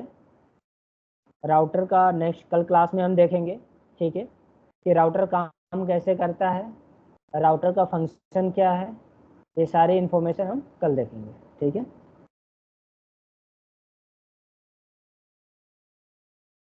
अभी जो ऑनलाइन है, क्या पॉसिबल है कि आप लोग ऑफलाइन आ पाओगे? यानी कितने लोग का ऐसा है कि नहीं हम ऑफलाइन भी आ सकते हैं? संदीप, पॉसिबल है ऑफलाइन का? नहीं, मैं तो नहीं सर आ ओनली सकती। संदीप, ओनली मैं Sunday sir only. Sunday Sunday, ठीक है। और प्रियंका आपका? सर, मैं तो गुजरात में हूँ, मैं तो नहीं आ सकती हूँ। हाँ हाँ, ठीक है, कोई नहीं कोई नहीं, चलेगा ऑनलाइन, ठीक है। और रामू, आप संडे संडे आओगे या पॉसिबल नहीं है? रामू, आवाज़ आ रही है मेरी? आप तो ऑफलाइन आओगे डेली, मतलब वही सैटरडे संडे हमेशा ही ऑफलाइन आओगे, ठीक है। तो संदीप सिर्फ संडे संडे आप ऑफलाइन आओगे, प्रियंका ऑनलाइन लेंगे, ठीक है, कोई प्रॉब्लम नहीं है। लेकिन जो भी टॉपिक पढ़ाया जाए उसको आप पढ़ते रहना है, ठीक है। ऐसा नहीं कि सिर्फ अभी हमने क्लास ले लिया तो छोड़ देना है, ठीक है। अभी मैं आपको प्रियंका, अभी आपको ग्रुप में ज्वाइन करा रहा हूँ, और जैसे मैसेज आएगा आप उधर से एक्सेप्ट कर लेंगे। मैसेज डाल देंगे कि मैं जो भी मटेरियल आप लोगों को शेयर करूँ आप तक चली जाए, ठीक है। Okay sir. Okay sir. Sandeep, आप ग्रुप में हो? Yes sir. ठीक है, चलिए मैं ग्रुप में ऐड कर रहा हूँ।